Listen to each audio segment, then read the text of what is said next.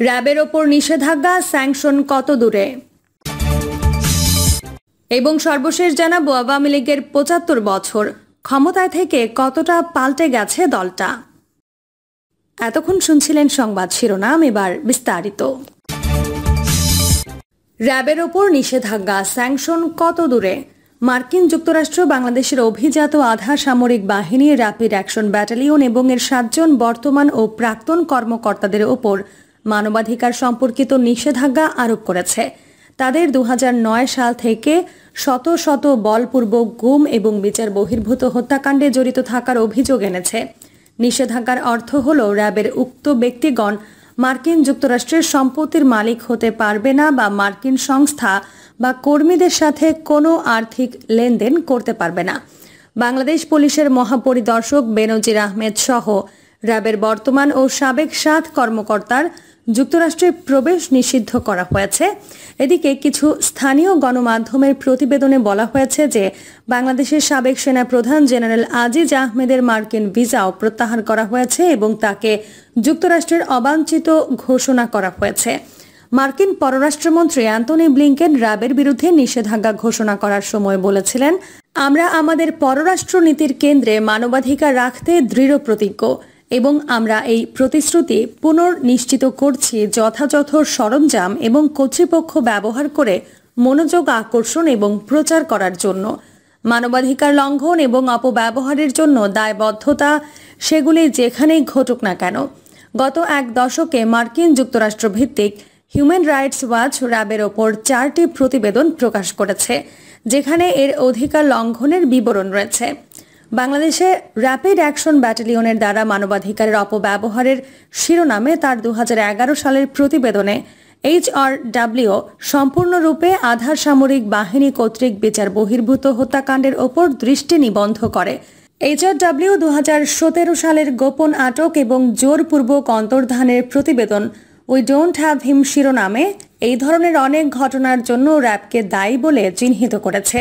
পরবর্তীতে নেত্র নিউজের ডকুমেন্টারি আয়না ঘরেও উঠে আসে র্যাব এবং অন্যান্য আধা সামরিক এবং গোয়েন্দা বাহিনীর পরিচালিত টর্চার সেল এবং ভিন্ন মত দমন এবং মুক্তিপণ আদায়ের ঘটনার বিস্তারিত।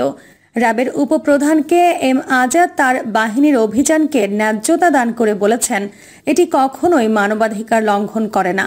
গত সপ্তাহে মার্কিন নিষেধাজ্ঞা ঘোষণার পর সাংবাদিকদের সঙ্গে আলাপকালে তিনি বলেন, যদি কোনো অপরাধীকে আইনের আওতায় আনা মানবাধিকার লঙ্ঘন হয়, তাহলে দেশের স্বার্থে এই মানবাধিকার লঙ্ঘন করতে আমাদের কোনো আপত্তি নেই। আওয়ামী লীগের ৭৫ বছর, ক্ষমতায় থেকে কতটা পাল্টে গেছে দলটা?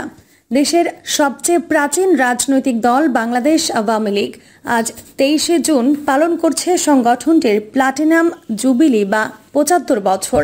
এই দীর্ঘ সময়ের বড় অংশটি দলটি বিরোধী দল হিসেবে সক্রিয় ছিল। এরপর টানা গত ১৫ বছর ধরে ক্ষমতায় থাকা দলটির নীতি এবং বৈশিষ্ট্যে আমূল পরিবর্তন এসেছে বলে মনে করেন অনেক বিশ্লেষক।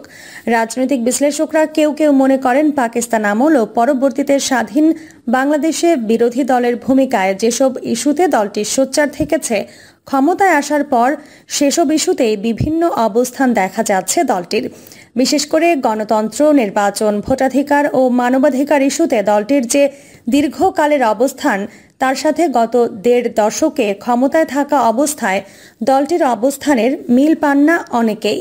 যদিও দলটির নেতারা এমন অভিযোগ প্রত্যাখ্যান করেছেন। তারা বলেছেন, সরকার থাকলে বিরোধী দলের ভাষায় কথা বলা যায় না। তবে দলটি তার আদর্শিক ও রাজনৈতিক অবস্থান থেকে বিচ্যুত হয়নি বলেই দাবি করেছেন তারা। প্রসঙ্গত ১৯৪৯ সালের ২৩শে জুন ঢাকায় গঠিত হয়েছিল নতুন একটি রাজনৈতিক দল, পূর্ব পাকিস্তান আওয়ামী মুসলিম লীগ। তখন মৌলানা আব্দুল হামিদ খান ভাসানী, শামসুল হক সাধারণ সম্পাদক এবং শেখ মুজিবুর রহমান দলটির যুগ্ম সম্পাদক হয়েছিলেন। দলটির আত্মপ্রকাশের ৬ বছরের মাথায় দলের নাম থেকে মুসলিম শব্দটি বাদ দিয়ে দেয়া হয় এবং যার উদ্দেশ্য ছিল ধর্মনিরপেক্ষতার চর্চা এবং অসাম্প্রদায়িকতা প্রতিষ্ঠার উদ্যোগ। বাংলাদেশের মুক্তিযুদ্ধে নেতৃত্ব দানকারী দলটির ৭০-এর নির্বাচনের সংখ্যাগরিষ্ঠতা পেলেও তখন পাকিস্তানের ক্ষমতায় যেতে পারেনি, বরং তখন পশ্চিম পাকিস্তানের সরকার ২৫শে মার্চের রাতে সামরিক অভিযান শুরু করলে ওই নির্বাচনে বিজয়ী আওয়ামী লীগ নেতা শেখ মুজিবুর রহমান বাংলাদেশের স্বাধীনতা ঘোষণা করেন। পরের 9 মাসের যুদ্ধের পর পাকিস্তান বাহিনী আত্মসমর্পণ করলে স্বাধীন হয় বাংলাদেশ এবং স্বাধীনতার পর 75 সালের 15 আগস্ট শেখ মুজিবুর রহমানের হত্যাকাণ্ডের মাধ্যমে ক্ষমতা হারায় দলটি। বাংলাদেশে 1990 সালের 6 ডিসেম্বরের সামরিক স্বৈরশাসক জেনারেল হুসেইন মোহাম্মদ এরশাদের পতনের দিনটিকে গণতন্ত্র মুক্তি দিবস হিসেবে পালন করে বিভিন্ন রাজনৈতিক দল।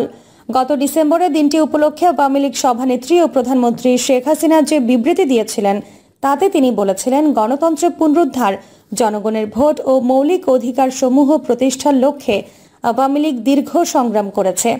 দেশের মানুষ স্বতঃস্ফূর্তভাবে এতে অংশগ্রহণ করেছে। ইতিহাসবিদ ও রাজনৈতিক বিশ্লেষক অধ্যাপক সৈয়দ আনোয়ার হোসেনের মতো জন্মলগ্ন থেকে গণতন্ত্র, ভোটাধিকার ও অর্থনৈতিক মুক্তির লক্ষ্য নিয়ে এগিয়ে গেছে আওয়ামী লীগ এবং ধাপে ধাপে আন্দোলনের মাধ্যমে জাতিকে স্বাধীনতার জন্য প্রস্তুত করতে পেরেছিল দলটি। পুরো পাকিস্তান আমলের 21 বছরের মধ্যে 54 সালে যুক্তফ্রন্ট সরকারের অংশ এবং 57 সালে কিছুদিন প্রাদেশিক সরকার ছিল আওয়ামী লীগের। এর বাইরে পুরো সময়টায় বিরোধী দলের ভূমিকায় ছিল আওয়ামী লীগ, বলেছেন তিনি। মূলত পাকিস্তান আমলে দুই সামরিক স্বৈরশাসক আইয়ুব খান ও ইয়াহিয়া খানের বিরুদ্ধে দীর্ঘ আন্দোলন সংগ্রামের মাধ্যমে পূর্ব পাকিস্তানের একক দল হয়ে উঠেছিল আওয়ামী লীগ এবং 1966 সালে 6 দফা ঘোষণাকে কেন্দ্র করে দলের একটি অংশ বেরিয়ে গেলে একক নেতা হিসেবে উঠে আসেন শেখ মুজিবুর রহমান। স্বাধীনতার পর প্রথম 3.5 বছর অর্থাৎ 1975 সালের 15 আগস্ট পর্যন্ত ক্ষমতায় ছিল দলটি। ওই দিনই ঢাকায় সেনাবাহিনীর একদল সদস্যের হাতে প্রাণ হারান শেখ মুজিবুর রহমান এবং তার 2 কন্যা ছাড়া পরিবারের অন্য সদস্যরা। এরপর থেকে টানা 21 বছর বিরোধী দলে ছিল আওয়ামী লীগ। এ সময়টিতে এরশাদ বিরোধী আন্দোলন এবং পরবর্তীতে বিএনপি আমলে তত্ত্বাবধায়ক সরকারের অধীনে নির্বাচনের দাবি আদায়ের সাফল্য পায় দলটি।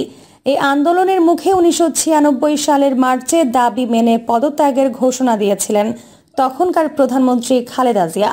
কিন্তু তার আগে তত্ত্বাবধায়ক সরকার পদ্ধতি সংবিধানে সংযোজন করে সংবিধান সংশোধন বিল পাশ হয় সংসদে। এরপর 96 সালের জুনে অনুষ্ঠিত নির্বাচনে জিতে 21 বছর পর ক্ষমতায় আসে আওয়ামী লীগ। আওয়ামী লীগের সভাপতি মণ্ডলীর সাবেক সদস্য নুহ উল আলম লেলিন বলছেন, বিরোধী দলে থাকার সময় আওয়ামী লীগের ইস্যু ছিল গণতন্ত্র, দ্রব্যমূল্য কমানো, ভোটাধিকার আদায় এবং যুদ্ধাপরাধীদের বিচার।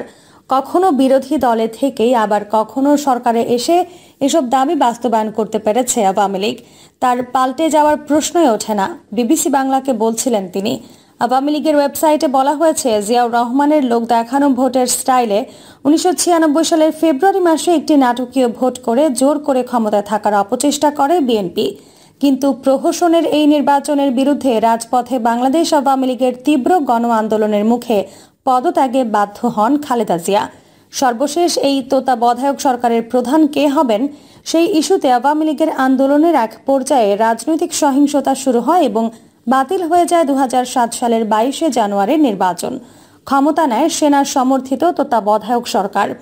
সেই সরকারের অধীনে নির্বাচনে 2008 সালের ডিসেম্বরে 2/3 সংখ্যা গরিষ্ঠতা নিয়ে ক্ষমতায় ফিরে আসে আওয়ামী লীগ। অধ্যাপক সৈয়দ আনোয়ার হোসেন বলছেন, বাংলাদেশের জন্ম হয়েছিল গণতন্ত্রের প্রতি অঙ্গীকার থেকে, যা এদেশের মানুষ পাকিস্তানের 24 বছরে পায়নি। স্বাধীনতার পর 72-এ সংবিধানের মাধ্যমে গণতন্ত্রের যাত্রাটাও ঠিক ছিল, কিন্তু 75-এ বাকশাল করা হলো। যদিও বঙ্গবন্ধু বলেছিলেন এটি সাময়িক, বলছিলেন মিস্টার হোসেন।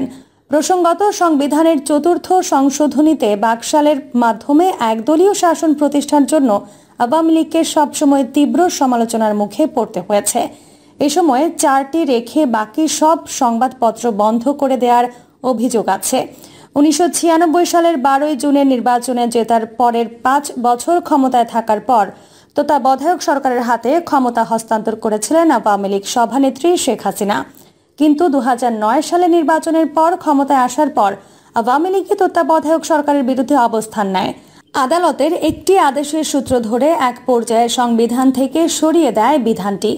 এরপর 3টে নির্বাচন হয়েছে আওয়ামী লীগ সরকারের অধীনে এবং এর প্রতিটি ব্যাপকভাবে বিতর্কিত হয়েছে। সর্বশেষ 2018 সালের নির্বাচনে বিরোধী দল অংশ নিলেও নির্বাচনে ব্যাপক কারচুপি ও অভিযোগ ওঠে। রাজনৈতিক কারচুপির অভিযোগ ওঠে। রাজনৈতিক বিশ্লেষক ও ঢাকা বিশ্ববিদ্যালয়ের শিক্ষক জোবায়দা নাসরিন বলছেন, মুক্তিযুদ্ধের পর জয়ের আবহ নিয়ে ক্ষমতায় আসা আওয়ামী লীগের মধ্যে যেমন বেপরোয়া ভাব তৈরি হয়েছিল, এখনও তাই দেখা যাচ্ছে। অন্য দল ও মতকে আমলে না নেয়ার প্রবণতা তখনও ছিল, এখনও আছে। গণতন্ত্র, ভোটাধিকার ও মানবাধিকার নিয়ে বিরোধী দলে থাকার সময় যে অবস্থান ছিল দলটির, সরকারি দলে তার প্রতিফলন পাওয়া যায়নি। ভোটের নামে গত 3টি নির্বাচনে যা হয়েছে তা সবার জন্য লজ্জার, বিবিসি বাংলাকে বলছিলেন তিনি। যদিও আওয়ামী লীগের নেতারা গত কয়েক বছর ধরেই গণতন্ত্রের চেয়ে উন্নয়নের ওপরই বেশি জোর দিয়ে আসছেন। সরকারের ধারাবাহিকতা থাকায় উন্নয়ন হয়েছে বলে বিভিন্ন সময়ে দাবি করেছেন দলটির শীর্ষ নেতারা। অন্যদিকে গণতন্ত্রহীনতার যে অভিযোগ আওয়ামী লীগের বিরুদ্ধে উঠেছে, তাকে যৌক্তিকই মনে করেন অধ্যাপক সৈয়দ আনোয়ার হোসেন। প্রিয় দর্শক, এই ছিল এখনকার সর্বশেষ সংবাদ। আপডেট সব সংবাদ পেতে চ্যানেলটি সাবস্ক্রাইব করে বেল আইকনটি ক্লিক করে রাখুন।